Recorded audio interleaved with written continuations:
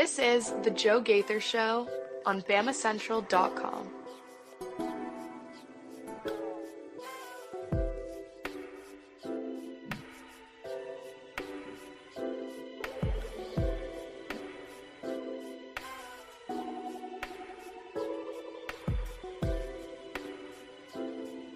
Good morning, Tuscaloosa, Internet World, West Alabama. How we doing today on this Tuesday? Good morning. Hope you guys are all having a great day. Welcome in to the Joe Gaither Show on Bama Central, BamaCentral.com.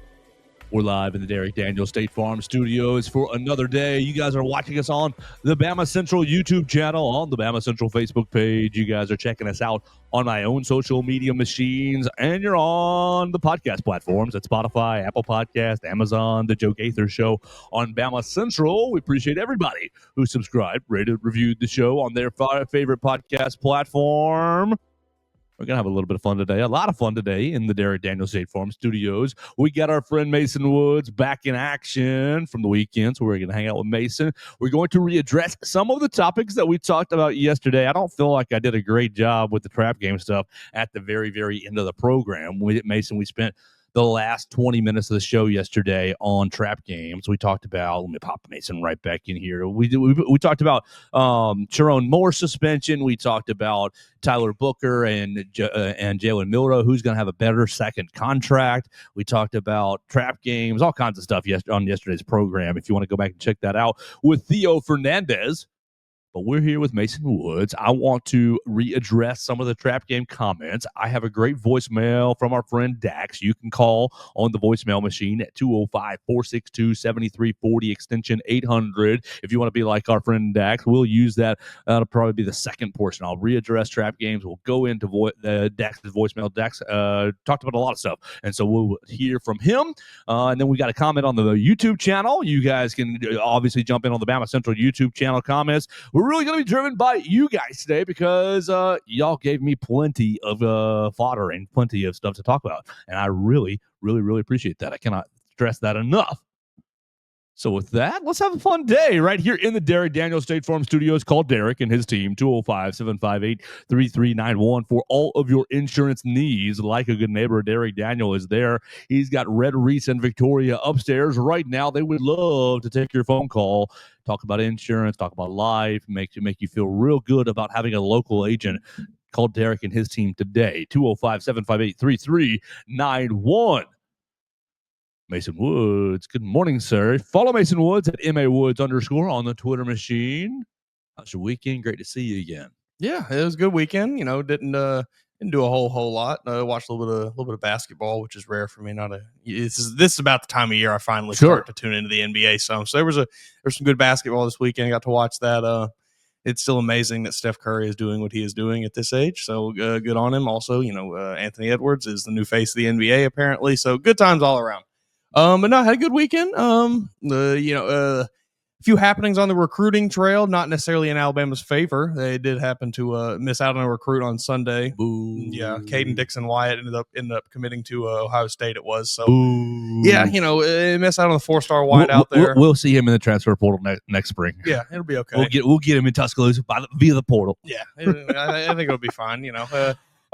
Big news on the recruiting trail. Yes. Also this weekend, you get an update from one Mr. Booby Feaster, the best name in the entire 2026 class and potentially every class moving forward. Like, it doesn't really get better than that. 4-star wideout, one of the best wideouts in the class at this point, probably, and names his top four. It was Bama, USC, Texas, and I want to say Oregon was the last one. I think you're right. I believe you're right. The reason I thought it was big. Go ahead. Going to be making his announcement. I think it's July 4th. That wasn't the big news that I was referring to. Not really directly Alabama related, but related to Alabama because of the decision. Jared Curtis yesterday. Yes. Jared Curtis out of Nashville decides he's going to be a Georgia Bulldog. Yeah, I really thought it was going to be Oregon. I wish it were. I think he's that type. I think he's I think he is a real one, a real one. And I've got my Georgia buddies who are. One of them was doing backflips, rightfully so. The other one was doing, who cares? It's recruiting. They're going to transfer out. And I said, brother, I think this is going to be one of the guys that Kirby Smart says, you're not transferring out. What's the number? What's the issue? You're not transferring out. I told him I think that if I'm Kirby Smart, I'm clearing out that quarterback room, and he's starting in 2026. He seems to be pretty good. Oh. I'm still not sold on just Tennessee No. high school football. Okay, all right. You know, if this guy was doing what he did in Florida or Texas or California, I'd probably feel a little better about it. I'm not necessarily in the camp of like, you know, we need to panic over here. Georgia got him one. Like, I do think he's a good player, but I don't think so enamored with him as you are. Well, when you're I don't want to paint it as a bad thing for Alabama. I think the staff said, we've got our little Keelan Russell right here, and we'll just see on the next cycle. Yeah. We'll see on the next cycle. You want to go to Georgia, Oregon for big money? All right, buddy. We don't really have a whole you come here, you're sitting in a log jam, and we can't pay for a log jam, basically. I mean, yeah, I think that's exactly why Alabama was not, they bowed out of this race pretty early. There was some interest there. I think they went to visit him maybe early in the calendar year, sometime in January, maybe even like late 2024, they were out visiting. But yeah, it was pretty obvious that Georgia and Oregon were the front runners and have been for, a better part of probably a month and a half, 2 months now. And I mean, even up until the day of his commitment, I was seeing, different guys that cover recruiting saying, "Oh, I'm predicting Oregon. Oh, I'm predicting Oregon." So it really seemed like it came down to the wire, and we'll see what he does with Georgia. All right, Mason Woods. Yesterday on the program, we went into the message boards and we're inspired by. I mean, how could you not be? Right. The message boards is everything. We were inspired by this take. The Florida State game is a trap game. That's how it started. And the original take, the original take and the offshoot. The take was the first game of the year cannot be a trap game by definition. And the offshoot was, I don't think there's a trap game on this schedule. Sure. Now I want to go back because I think that I think after 30 hours of thinking about it, 20-something hours of thinking about it, I think I'm pretty the week of my birthday. That's going to be a problem for Alabama. That's going not that any of these teams are. You've got 12 good teams. You could probably lose to 6 of them, 5 of them, realistically, 7 of them, realistically, on the wrong day, right? Sure. You're not losing to Eastern Illinois even on the wrong day. Sorry, guys. Like, thanks for coming down here, Panthers, but you're not winning that game, even if K. Cruz is playing quarterback. But Florida State, Wisconsin, Vanderbilt, Georgia, Missouri, Tennessee, like there are teams that can beat you if you're not ready. I think that part of yesterday's conversation, I might have sort of insinuated that Alabama's schedule was not difficult. That's not really what I was trying to insinuate. I was trying to insinuate that all these games are at least hitting you head on, hitting you right in the face. You're ready for at Florida State. Like, the war chant's being played in Malmore. They're getting ready. It's the season opener. And like, it doesn't matter who the season opener is. It's the season opener. You're going to get ready for it. And I think that all these games meet you head on, except for really at Missouri. At Missouri is my there's your trap game. That is the option. Saturday, October 11th, Theo threw out the week after the Georgia game, right before we were starting. What about the week after Georgia game? I said, it would be, but you're playing Vanderbilt. And Vanderbilt, given last year, is just not going to be a trap game. You're going to be getting up for it. You're going to get up for Wisconsin because a big non-conference game. You got a week off. You're going to Georgia. You're going to get up for it.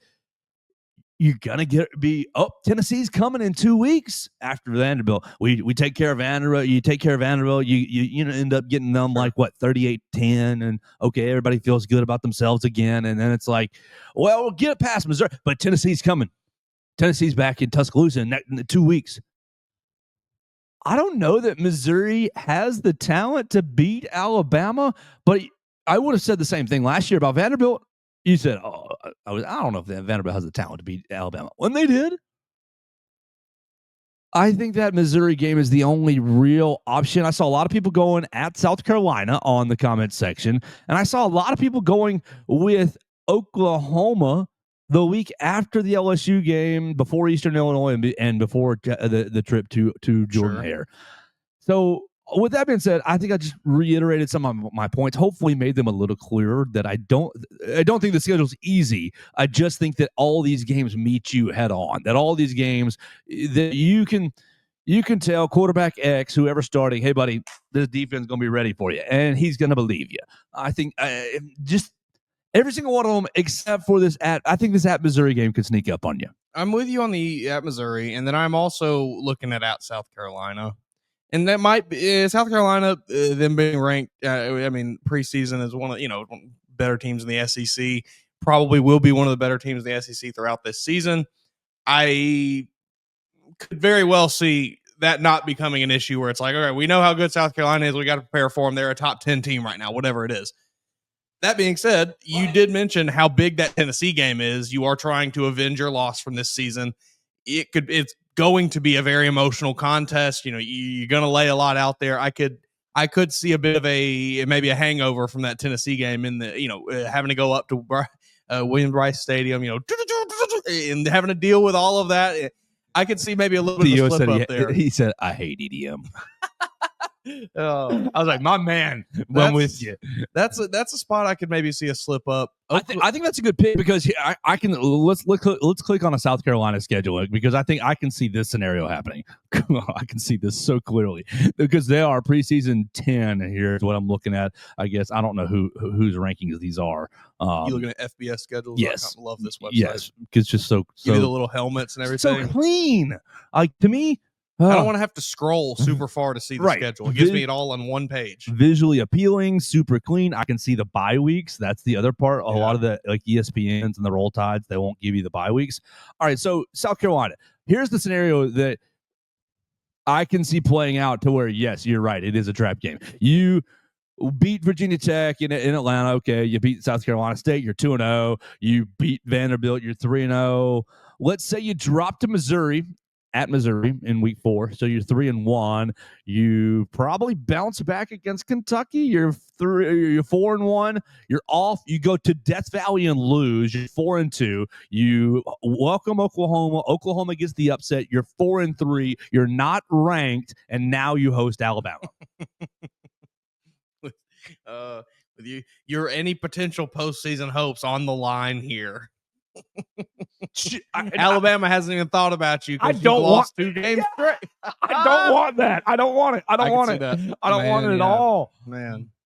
That feels like a nightmare scenario. Our season's on the line. Shane Beamer. I'm gonna kick whatever. Kick a whiteboard. Break my foot. Yeah, break his arm before the game or something. Oh man.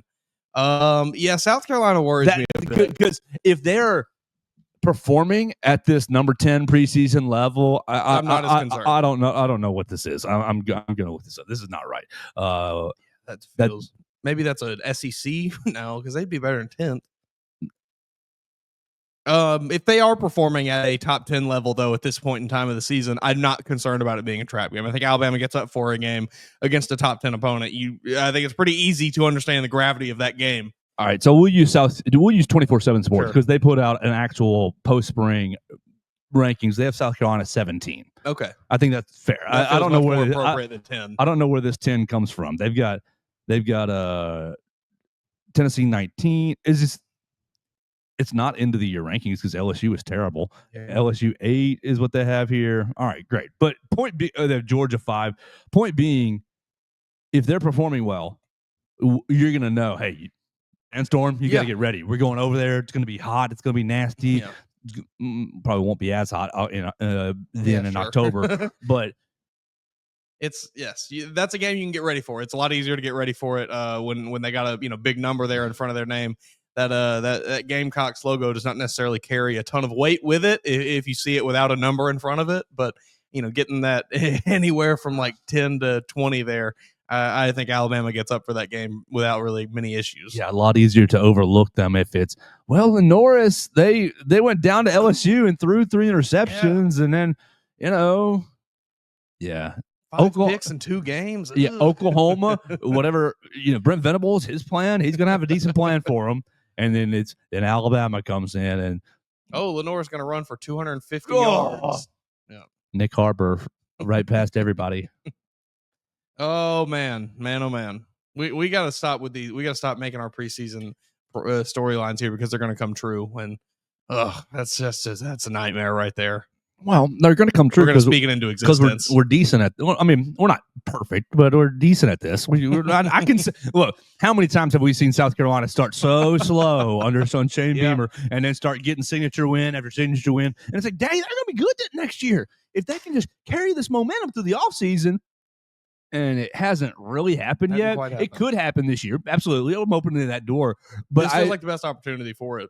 Yeah, but I think I'm much more open to them starting slow and then we upset number 3 Alabama at home. College football playoff talk. See, anybody can lose to LSU, and we got upset at home by Oklahoma, but we should be in the playoff. You're gonna get that from South Carolina if this scenario plays out. Yikes. So that Tennessee game is very interesting because but like by definition, rivalry games are not not a trap game, but just as far as just where it is there. Yes. Because looking at Missouri or South Carolina, either way, and like Tennessee is weird because that's 5 weeks I hadn't even really thought about it. Like they don't have Nico. I don't think Tennessee's going to be not that great this year. Probably. I don't know where they're going to be at that point of the season. Theo was trying to sell us on some Joey Aguilar yesterday, and I was like, "You can keep selling me because you ain't buying." Yeah, not until I. The price is going to have to be $1, Theo, for me to buy. So I don't, if Tennessee's terrible at that point in the season, is this even a game? I mean, yes, Alabama gets up for it, but is it going to be the same kind of like emotionally taxing, physically tolling thing that we're maybe thinking it's going to be that will potentially take you into a trap game? I don't know. So that also plays into, if Alabama just shows up at home that Saturday and stomps the life out of Tennessee, I think I feel a lot better about that South Carolina game. And if it's an emotional, gut it out, oh, we need a late game drive from whoever it may be. I'll tell probably you what, Keyline at that point in the season. Just looking at this at Tennessee, our lads, I'm not afraid. I'm not afraid of this team. This offense is cheeks. I'm sorry. This offense is cheeks. If this is right, you remember Miles Kitselman is listed as their starting tight end. 7th year. What is he? Golly. Obviously no Dylan Sampson. Yeah. No Brew McCoy. No, you got Chris Brassel. You remember him? He transferred last year. He did okay. Lance Hurd transferred from LSU to Tennessee. David Sanders, they paid him $1.50 as a freshman right tackle. Yeah, I don't like what Nico did and their family, and I don't think that that's the way to go. And I think that's probably a bad move for college football. Maybe he jumped off a sinking ship. Yes. Hey, I'm prepared to be cold takes exposed on this, we're going to do our deep dive on Texas tomorrow. That's going to be our starting point. We're going to talk about all the SEC teams at length. But when we get to this Tennessee team, this offense so far does not look scary just in 2 seconds. All right, Mason Woods. What else you got for us on schedule, on this schedule before we turn into the voicemail machine? I think we're going to have a long time to talk about the schedules. Yeah. Let's see what the roll tide machine says. Will Miller countdown to kickoff today is 116 days. 116 days until Alabama kicks off against Florida State. I'm excited about it. I think that 5 weeks is hell. Yeah. That 5 weeks is really. It's not like I'm not looking at the schedule and thinking, oh my gosh, this is the hardest schedule in America. But it's certainly not easy by any stretch of the imagination. Right. It doesn't. As far as challenges, a lot of winnable games. Oh yeah, right. Mostly winnable games, but yeah, I think just if you viewed them in a vacuum by themselves, not on a schedule, at Georgia. We just talked about Tennessee. I feel good about what we said. At South Carolina, at Auburn, at Florida State. To me, if I'm looking at this in a vacuum, all 4 of those road games are losable. Yeah. But then I think they're. I mean, yeah, I can look at them as toss-ups right now. The problem is when you view them back to back to back to back. Like the first three, that's a normal. That's not anything on you. At Florida State, ULM at home, and Wisconsin at home. Great. They should start this season 3-0. You're rocking and rolling. You have had some hiccups in Tallahassee. You worked through them. You came home. You beat the brakes off of ULM, and then you got Sorted things out against Wisconsin. really rolling. Right, right. And then you get the bye week, and you got 2 weeks of hype train. Hype train is choo choo left the station. We are in Athens, and it is game day. Yes, it is 2 verse 4. It's 1 verse 3. It's 1 verse 5. It's 3 verse 6. Whatever it is, pick your top 10, your 2 favorite numbers inside the top 10, and that's what it will be. And then, like, you're gonna be beat to hell, but you're at least back home. You're at least back home in front of the fans. And the fans will be like, they will remind you. Yes, it won't be the typical Vanderbilt crowd of, you know, I once got into a Vanderbilt game for $5 as buying tickets. You know, me and my ex-wife were on the quad and we wanted to get in. $10. We're in the stadium. Great. It won't be that cheap. Screaming. Yeah. Kill him. Yeah, it won't be that cheap, like for $5, but it won't be that expensive. But the feeling will be just. Remind these jokers, please. Remind them. Put them back in their place. And so they'll be driven by the fans in that scenario. I think by the time you're in October 11th at Missouri, your gas tank is starting to get a little. Now we're going to look at Missouri too, but I feel like you've lost a lot. Lou Burton and Brady Cook off the top of my head. Yeah, Theo Weiss gone. Right. So like, but still. SEC, same thing I would have said last year. Oh, you're going to Nashville the week after Georgia. You'll be fine. It'll be okay. That's my spot right there. And then you come home, Tennessee. You get the fans behind you again, even if they're good. I mean, 2 years ago, golly, and Brian did it when Tennessee was good. That place was on fire and it was awesome. And then you just drug yourself through it. Oh man, that 5 weeks is really challenging. So we'll see. And then really the back 4 weeks is not easy either. LSU, Oklahoma, you get the cupcake, and then at Auburn. I saw somebody go, Mason Woods. They go, we're going to be 9-2, going to Auburn for a chance to make the college football playoff, aren't we? That's what they said. Talk about a nightmare. Hugh Freeze is 6-5, right? Let's see what Auburn. And this is not with a loss to 2 top 10. This is a loss to Georgia and a loss to Missouri. This is not like this is one good loss and one, oh my God, what were you doing? Loss. So you really it is absolutely on the line in this game. You have no no argument out otherwise. All right, count these wins real quick, and I'll count the losses real quick as I throw these out to you. At Baylor, win. Ball State, win. South Alabama, win. At Oklahoma, loss. At Texas A&M, loss. Georgia, loss. Missouri at home, win. At Arkansas, win. Kentucky, win. Yep. At Vanderbilt, give me a loss. Off, and then Mercer a win. What do we have? That's 4. That's 7-4. So they're 7-4 entering that Iron Bowl, trying to, just play spoiler. I mean, that is not only for Alabama's playoff spot, that is for Hugh Freeze's job. Probably. Yeah, exactly. Oh man. That's there's a few nightmare scenarios that we've uncovered in the first couple of minutes of today's show. Man, that's which one would you? I guess the Auburn scenario was with the least, the one we want least. Yes, yeah. Give me that South Carolina one all day over that. Yeah, because I can stomach a lot. It's going to hurt a loss South Carolina, but I don't have to deal with South Carolina fans. They're not in my circles at all. I don't know any. So give me that one all day. Ooh, a few nightmare scenarios right there. We'll keep looking at the schedule. We're going to have a lot of fun the rest of the summer with you guys on the comment section, on the voicemail section, 205-462-7340, extension 800. Mason, I think that's my next move. I want to bring Dax into the program. Dax called. I believe the premise is former Nick Saban players who should have done more in the NFL. Now, I don't know for sure. That's why we're going to go to the voicemail line and find out. Once again, 205-462-7340, extension 800. Let's play our Warren Tire ad, and we'll go right into the voicemail.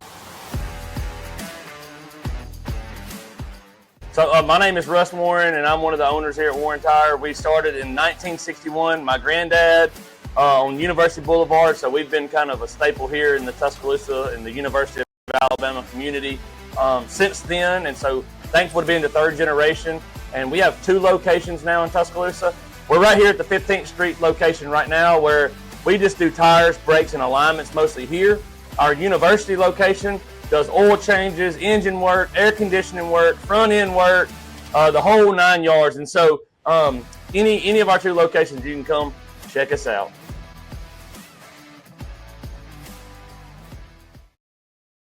It's Warren Tire and Auto, and we're so proud and thankful that they're sponsoring the program. Let's head out to the voicemail line and hear what Dax has to say. Is up, guys? It is Dax. Woo! Dead period hitting real hard right now. So I came up with a list of my top 5 Saban era players that really should have done more in the NFL but just didn't pan out. Now, this is probably the most subjective list that anyone could ever come up with. There are so many different players that could go in these. I'd say I got the 5 spot. No, there is a number 1 consensus pick at number 1. I hope, at least I think so. We'll get to that when I get there.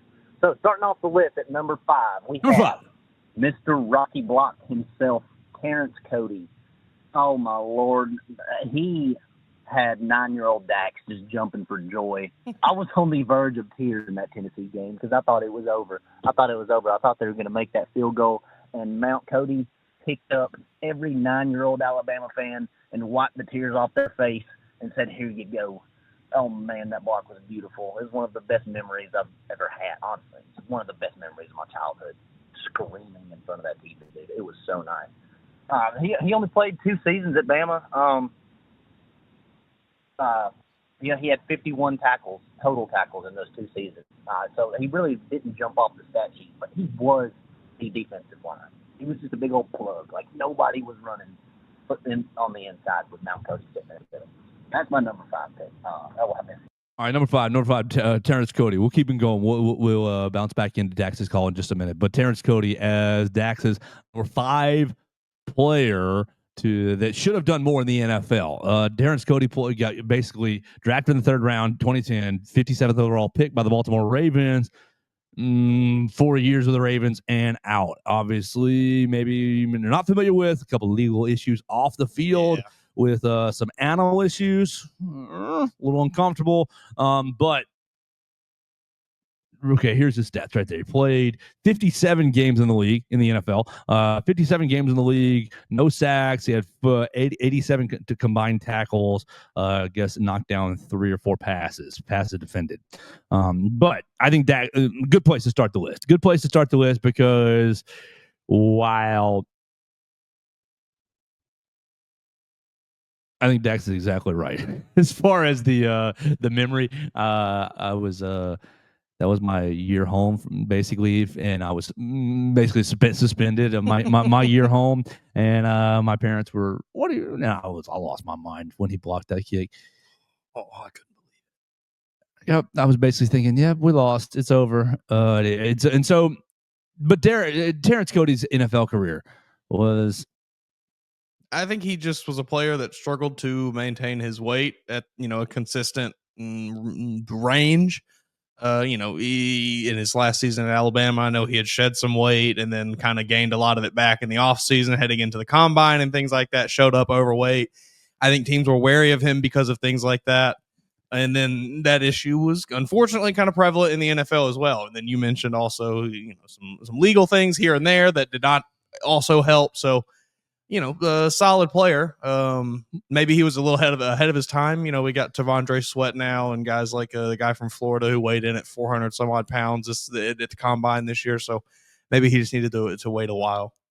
I think you're exactly right. You have somebody that has a little weight issues and then you put a lot of money in their pocket. little different. I mean, me too. Yeah, I'd be right there with you, buddy. Me too. I'd put on that rookie 45. I don't know if Eddie Lacy's in this call. It probably should be, but it just makes me think of China food. I like China food. Wasn't that his tweet? Yes. I love China food. Eddie Lacy. It always it always like breaks my heart thinking about Eddie Lacy, and I know that he's a Packer, so you hate him, but Hey, I just like it almost brings me to tears. The poor guy. To hear him talk about it now, and like all of the like. I don't know. They're just really human. You know, these athletes are regular people too. Like the man dealt with hundreds of people every day, just tweeting at how fat he was, and it's like that sucks, dude. He's just trying to play football. I just want to eat, man. Number 4. Number 4. I've got Mr. Kevin Norwood. Oh, Now, good he pick. also did not jump off the stat sheet. He only had 1,275 total yards through his 3 seasons that he played. In his senior season, he only had 568 yards and 7 touchdowns. But I don't know if it was a 9-year-old bias for me, but this man would catch literally every ball that was thrown towards him. Everybody, go look up a Kevin Norwood highlight tape. It'll make your day. He was so nice. The NFL, he only had 9 receptions for 11 yards. He went to the Seahawks and he got traded to the Panthers. So, man, I'm just disappointed that Norwood didn't pan out like I thought he would have. All right, I think he's right. I think Kevin Norwood is a good pick. Kevin Norwood probably never going to be a superstar.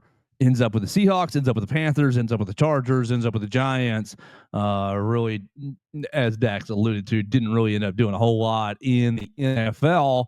But Kevin Norwood, wasn't he a hero of the LSU game? One of those LSU games? I had the picture of him mossing Tyrann Mathieu as the background of my flip phone at that time, and it stayed there for a long time. It was hell yeah, like because I think I was watching it at either my grandparents' house. It was somebody's house that had you could rewind, Okay. and everything. So I remember like pausing it and going up and taking it. Like it was the grainiest, most horrible photo.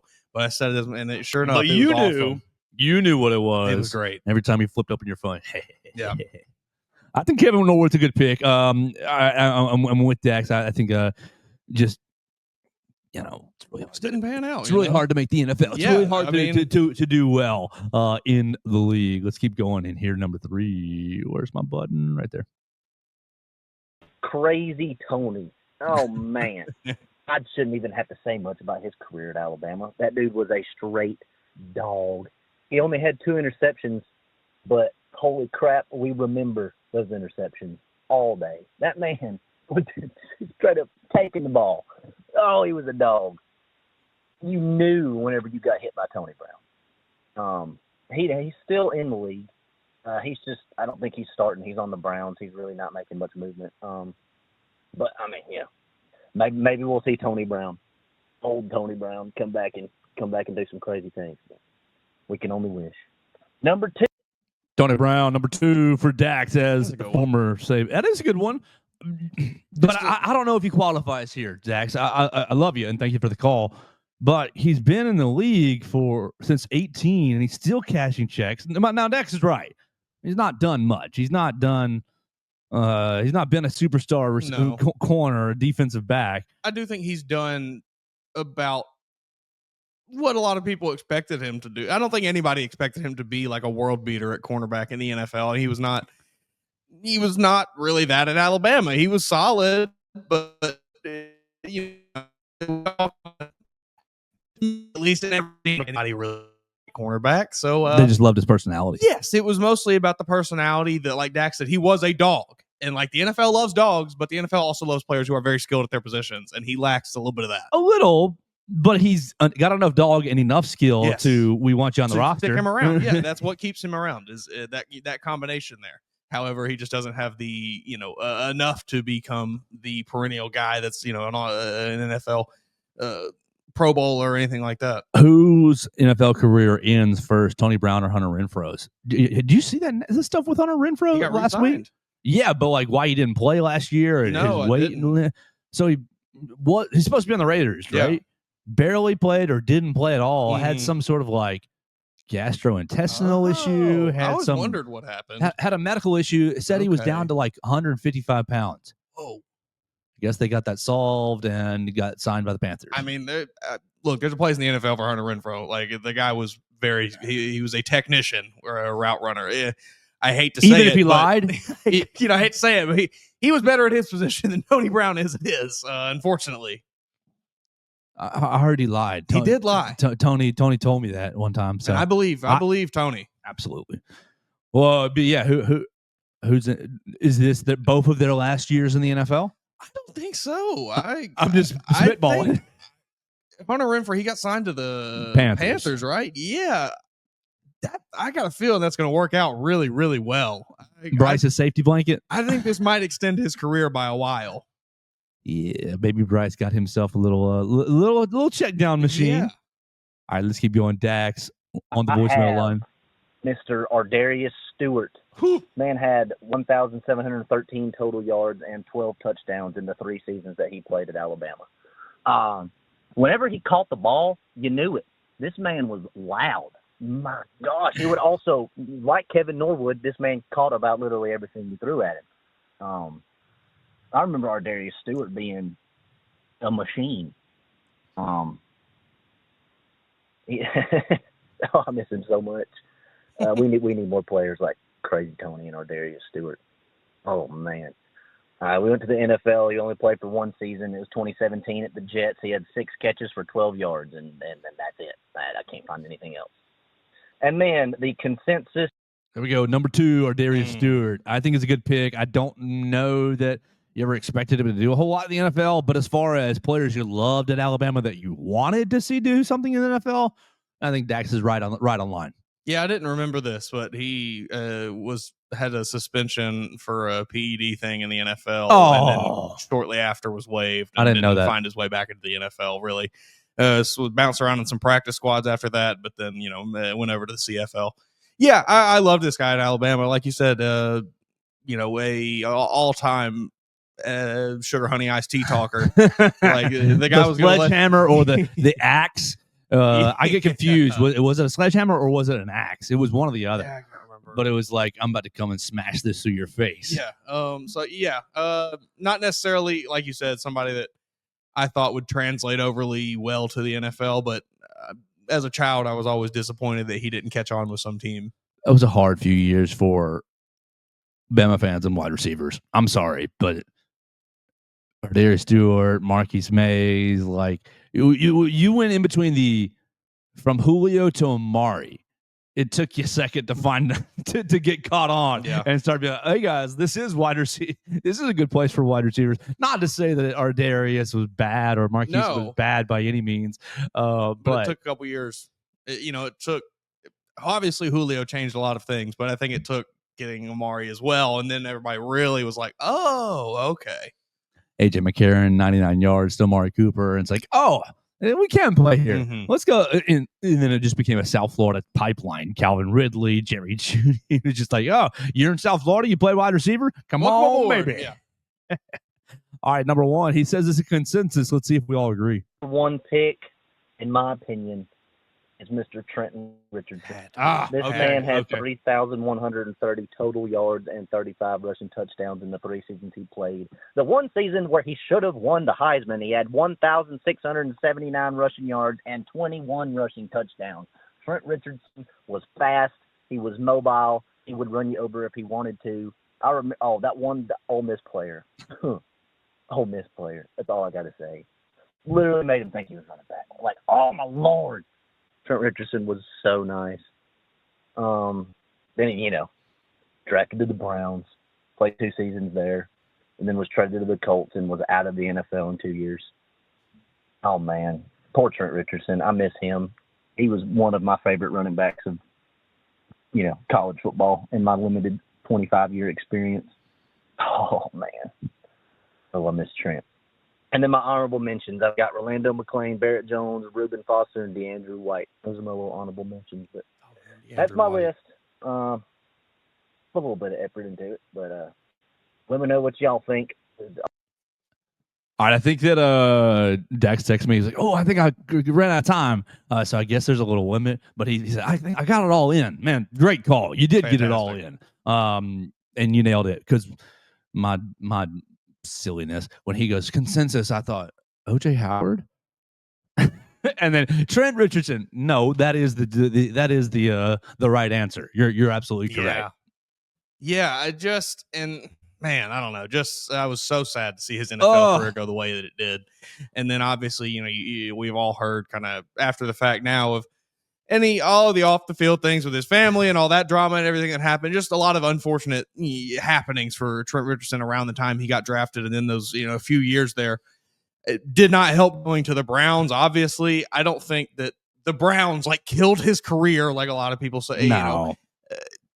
It's just one of those unfortunate. I don't know why he did not translate to the NFL. I don't know. The feet. He was. The man played through injuries here at Alabama. Yeah, he should have taken time, different times off on the injured reserve, the college proverbial injured reserve. But by the time he had gotten to the league, his wheels were worn off. Right, exactly. Tires were bald. And I usually push back, and Nick Saban did get a lot better at this through the years. But people like to Nick Saban runs the life out, and Trent is the classic example. Sure. Nick Saban runs the life out of his players, or ran the life out of his players, or whatever. And Trent, I can't argue. There's no argument against it. I think that's valid. But I think if you watch Saban's career as a whole with the running backs, I think he got a lot better. Mark Ingram, Derrick Henry both had very good. Derrick Henry still has a very good career. Mark Ingram had a good career. Yeah, I just mean usage-wise. We talked about Josh Jacobs yesterday. Remember, we teased that last week and never got to it. Yeah. I did talk about it with Theo a little bit. Josh Jacobs, third-string running back, first-round pick, because usage was so from Trent Richardson at 2011, right? Yeah, 2011, to Josh Jacobs in 17, 18. You see a philosophy shift of, I got my one dude in Glenn Coffey. I got my one dude in Glenn Coffey and his buddy, Mark Ingram. I got then same philosophy, Mark Ingram and his buddy, Trent. It's Trent and his buddy, TJ. And then it becomes TJ, Eddie Lacy. It starts mixing in. You start getting a lot more usage through the decade. I think that that's a scenario that Nick Saban probably looks back on with. I don't want to speak for him, but just knowing his heart of generally caring for his players, I think he's like, man, I wish I would have done that maybe a little different. Yeah, probably. I would imagine so. All right, I feel like I had one more thing before I looked at this YouTube comment. Go ahead. Personally, I would have to throw Rolando McClain in my top 5. Yeah, he did give us the honorable mention there. Ro McClain, he hit Barrett Jones. Reuben Foster was one. And DeAndre White. Yes, DeAndre White. No OJ Howard? No, no love for OJ Howard today, I guess. Maybe that's just that's just OJ Howard was always the unicorn. Yeah. Even once he got to the NFL, nobody knew what to do with him. It's kind of like what was the guy from Clemson? I think he's still in the league now, but he was a defensive back, linebacker, played like. Oh yes. Got drafted. I think the Cardinals drafted him, and no one knows what to do with him. Isaiah Simmons. Yes, right. That's all right. Let's see. Isaiah Simmons, yes. Look at there. But the guy, he is such a unicorn just no one knows what to do with him. So he's just kind of bounced around and not really been overly productive in the NFL. Currently with the Packers. Yeah. This weird, strange prospect that can do a lot of things really good, I guess, but doesn't really, do one thing great. 2 years with the Cardinals, 2 seasons with the Giants, and is now with the Green Bay Packers. Yeah, Rolando. Dak says replace Tony with Rolando. I think you're right. Yeah, man. A guy that just couldn't stay out of his own way. Rose from your area, right? Yeah, Parts unknown. They are now divorced, my aunt and uncle, but he coached Rolando McClain. He was a defensive coach at Decatur High School and coached him in high school. So I got to meet him a couple of times as a child because he'd come back to town and train or whatever at the high school field. Just unfortunately, just a guy that just could not stay out of his own way. It was like every time he came back to town, he got in trouble for something new, whether it was some small drug thing, a gun thing. Oh, you didn't show up to court or something. It was never anything, or at least that I can recall. Now he may have done some other things I'm just not remembering. But I don't ever remember it being anything overly like, oh my God, that's horrible. It was just a bunch of small stuff that he kept doing over and over. But again, maybe I'm misremembering He because held I a was firearm. young. He held a firearm to someone's head. I don't know if it was a Okay. male or This female, I did not know. but it was a "I'm threatening you" Okay. Yeah, that's situation. but just could not stop getting in trouble. Yeah. Was extremely talented player Oh. on the every time you saw it on the field. Scary. Like he was a beast on the Raiders, and he had a little time with the Cowboys where he was Mhm. still really good, even though he was continuously getting in trouble and missing practice and missing training. Like the guy just had a natural gift to play linebacker. Just couldn't stay out of his own way. Man, Have you ever heard my Rolando McClain story? I'm not sure I have. Oh man! So the year I worked for the football team was 2008. I'm a freshman and really don't know anything about anything. So that's the framing. But I'm working as a special teams assistant, and Rolando McClain gets suspended for, was it the Mississippi State game that we played that season? I believe he got suspended for about half of the Mississippi State game. Why? I'm in the team meeting room, and Coach Saban comes in and just reads the riot act, and I'm like, "What's going on here?" Oh, come to find out, Rolando's broken his hand. Rolando has broken his hand on some.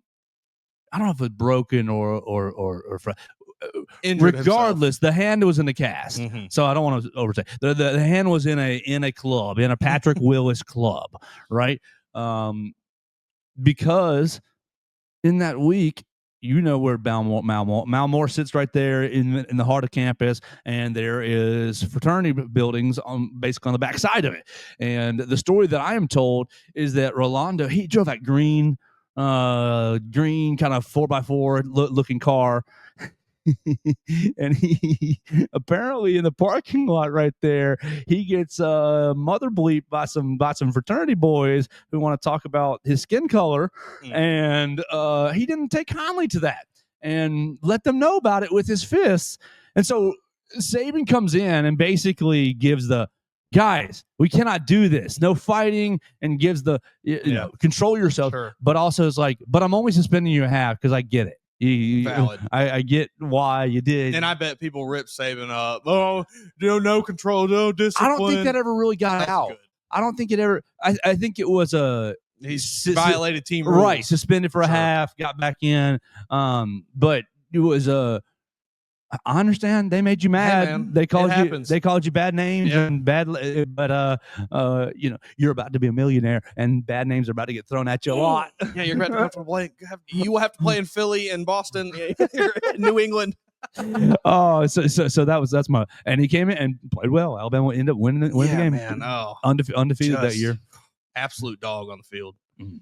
Like, talk about a guy that really like threw his body around like a rag doll out there. Like, he would just go weightless when he attacked people. It was crazy. Reuben Foster was like Rolando McClain light. You know, if you saw Reuben Foster, you got to see a glimpse of what Rolando McClain was, but it was another level. Yeah, that was a bad dude. Golly, And I love that story. scary man. Hey, watch where you're going, kind of thing is what I was told. And you said what?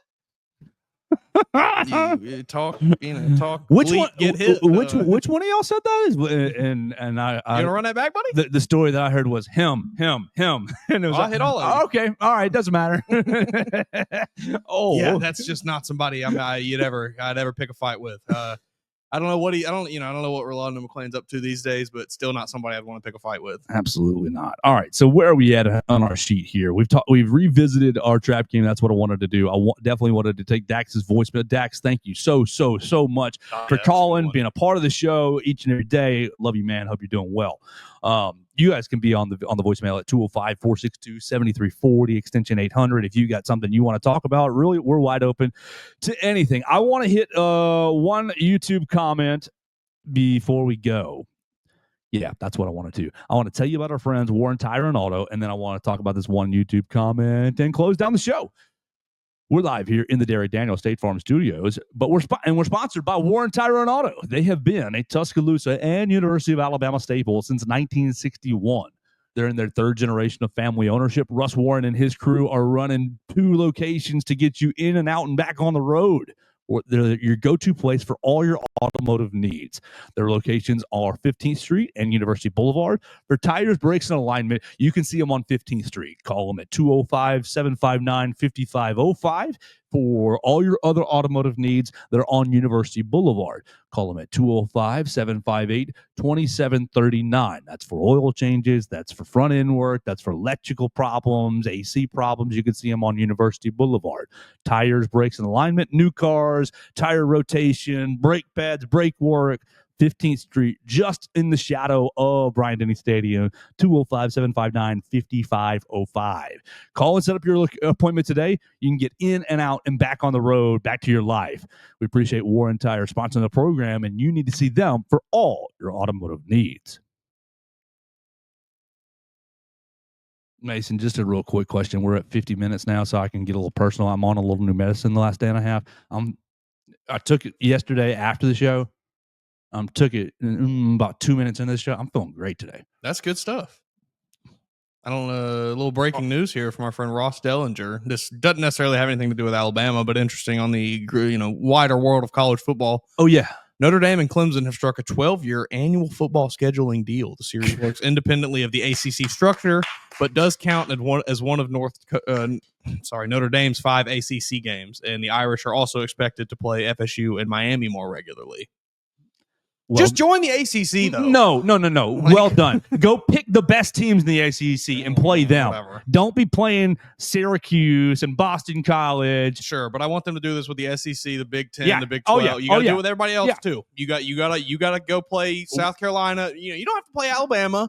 You don't have to. You can play a B tier team. You can get you I don't want to see you play Navy. No. Yeah. Yeah, I'd like to see Georgia Notre Dame State. throwing maybe Wisconsin. That'd be a good one. Perfect.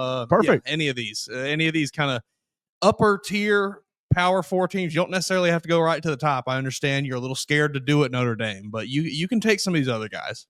Mason, you're triggering me. I guess I hate Notre Dame. I guess I'm going to table this YouTube comment. You're triggering me just a little bit. Always will. Here. Who was it that tweeted that Kirk Cignetti story? Kirk Cignetti says 4, or what did he say? How many teams? Yeah, perfect. I cannot spell and think at the same time. Talk and spell at the same time. Yeah. Kirk Cignetti says 6 teams.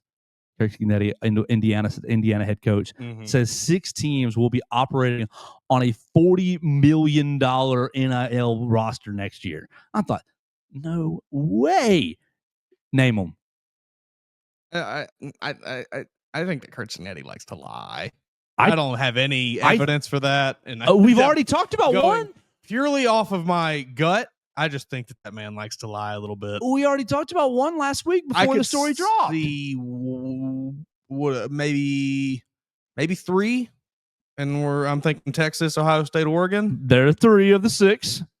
I mean, what's the other one? USC's probably throwing a lot of money around right now. They've been doing well. Not on his list, but Okay. but maybe, sure, it could be, but they're not one of his named. One you'll never get. Oklahoma State?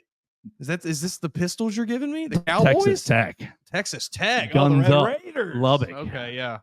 Apparently they've got another Texas team. A&M in there? Nope. Shocking. Why did I bring the story up? Who were we talking about? What team were we talking about scheduling that you brought up?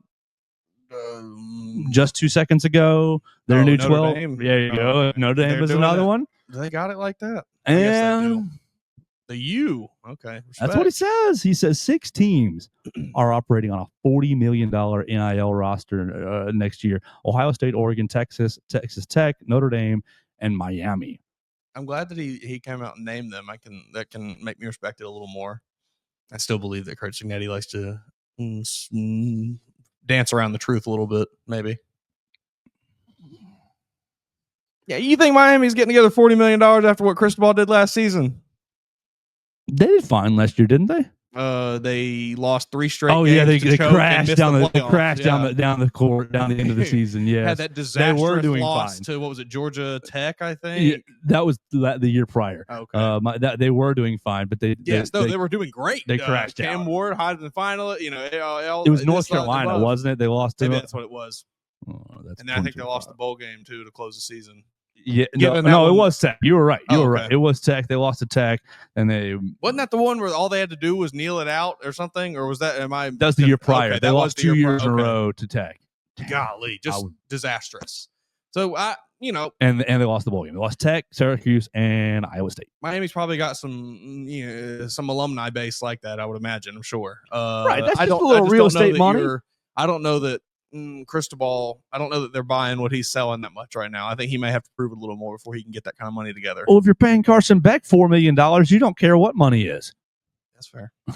Like $4 million for you, Carson And Beck. you seen, and this is just not anything. Ruben Bain, what do you think Ruben Bain's making? I don't know. Defensive end for him? No, that joker is. You know, want to talk about somebody I don't want to see in a dark alley? No, thank you. Mm. No, thank you. I'll pass. Oh, Carson Beck, he broke him and his lady broke up not too long ago. She's been talking some trash about What do you it. think about all of that? I mean, I hate to like be the internet gossip. It's okay but by yeah, now. Like that's wild. I believe everything that I heard in the video of her trash talking him, where she says no one really likes him. He doesn't have a lot of friends.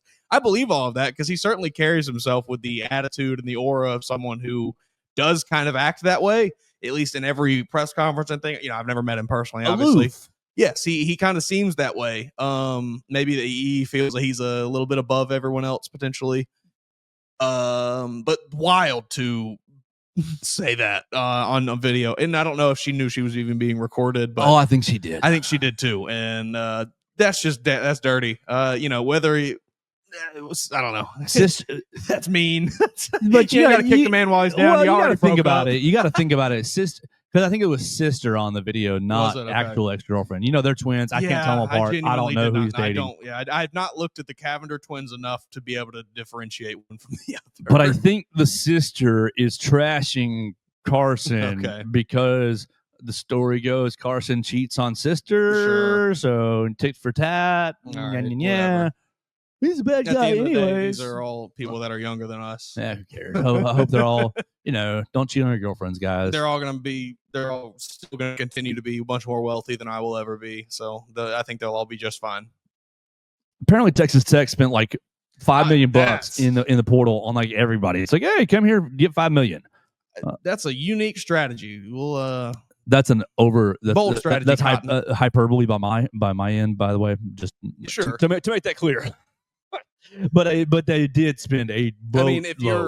if you're up as one of these teams, I imagine you were just throwing money at people kind of left and right, willy nilly as you saw fit.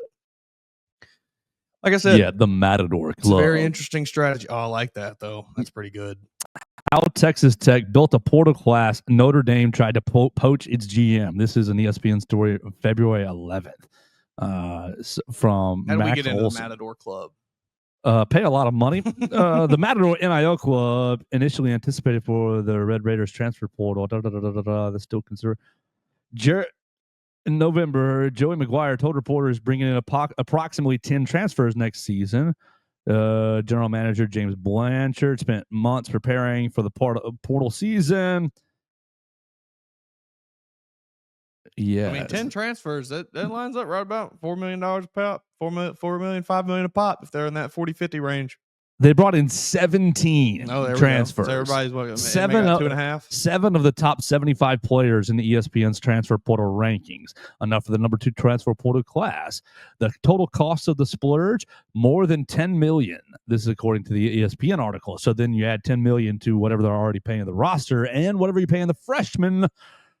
I think that's how you get up to the 30s to the 40s here. It's crazy. Like, What is there to do in Lubbock, Texas? play football. I mean, that's got to be it, isn't there? Play football and watch Patrick Mahomes highlights. Yeah, I guess so. Watch Patrick Mahomes highlights and listen to old Tommy Tuberville stories and old Mike Leach stories. Birthplace of Buddy Holly. Fun fact. Just looked up. That's a Lubbock, country Texas. music singer, right? Rock and roll legend. it Yeah, says. yeah. But Yeah. yeah, I think back when he was playing music, a lot of things sounded alike. So Texas, those other 5, that makes sense. Notre Dame, Yeah. Ohio State. I'm going to be very curious to see what Texas Tech does this year. They're going to be on my radar just because of It the would money be fun to see them be very good. or very bad. Either way, What would you rather? I mean, I guess for the long-term health of the sport rather than be terrible and crash and burn.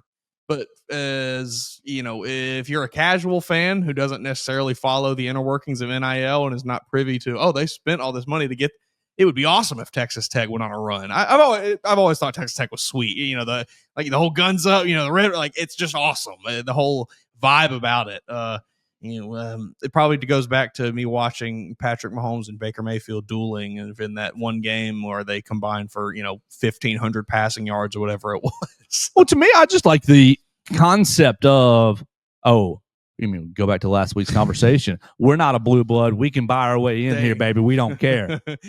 Texas Tech is like little brother's little brother in the state of Texas. Well, because this is what's going to actually cause shame. Nobody cares if Ohio State and Michigan are outbidding themselves because it's the powers that be. We're used to it. Michigan should win the national championship. Ohio State should win.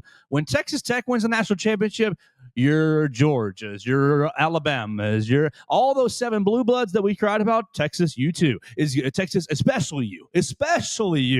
No. We can't have this. Why do you think they took SMU down? SMU got too big for their britches. Started outbidding everybody in whatever year it was. Gave them the death sentence. Ooh, so maybe that is now for them to get back. Maybe that's our anarchist position of the season. Go Texas Tech, ruin all of college football by blow it all up. Right. Phil Knight would lose his mind. Phil Knight, we've been spending all this money for all these years, and I can't get my national championship. He's gonna die of an aneurysm because they can't get a title. Like it's gonna be Phil Knight died in his home. You think he had a hard day? His Oregon hat while the Ducks failed to win a national title. You think he got on the phone with Dan Lanning yesterday after Jerry Curtis? After Jerry Curtis said Georgia Bulldogs, put that Georgia hat on. Oh, I know. Dan Lanning looked over at his phone. He said, I don't want to take this call. He let it ring a couple times. I don't want to take this call. How you doing, Phil? I paid you. I gave you $15 million. You told me you needed 10, and I gave you 15 for this job, and that wasn't enough. I don't know what the number is. I'm assuming it was good. I would imagine it was a lot. I bet he was sick. I mean, that phone call. You couldn't get that joker. Look at all the pretty Oregon women we got. You couldn't get. Look at all this Nike gear. Send him another duffel bag. Care package to his house. Man, oh man. If Get I was your social media team to put another video together about Autzen Stadium. Man, if I was a recruit, that would get me so quick. The first box that showed up from Oregon, I'm committing right now, buddy. I'll be there. Like, the gear that they send those kids is so much cooler than anyone else, and they send them so much of it. You see it. I see it on my TikTok feed every now and then. I'll get a video that pops up, and it's unboxing what Oregon sent me, and it's just the coolest stuff you've ever seen in your life. So much cooler than anyone else. Ducks fly together. Yeah, except for Jerry Curtis yesterday. Gonna be a Bulldog. Wanted to play some real football. Mates, we got a great comment on our YouTube section. We will address it tomorrow. You guys can address us in the comment section. This was from James 90. So he got a big old bunch of questions, a lot of football questions that we will get to tomorrow because we really spent most of our time today taking Dax's call, talking about trap games and the schedule. I think we had a pretty. I'm hitting in today feeling pretty decent. So hopefully you guys are as well. You can leave me a comment, leave Mason a comment at MAWoods_, at Joe Gaither 6, at Bama Central, voicemail at 205-462-7340, extension 800. We love Derek Daniel and the State Farm Studios, so appreciative of him hosting us each and every day. Probably going to work a video package in for him in the next day or so that's great, exciting for that.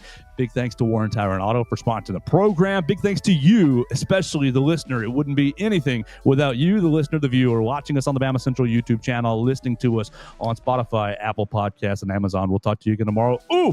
Texas preview tomorrow on the Joe Gaither Show on Bama Central and BamaCentral.com. Thanks for joining us on today's edition of the Joe Gaither Show on Bama Central. Keep up with Joe on all his social media pages at Joe Gaither 6. Subscribe, rate, and review the show on Spotify and Apple Podcasts, and be sure to read us daily at BamaCentral.com.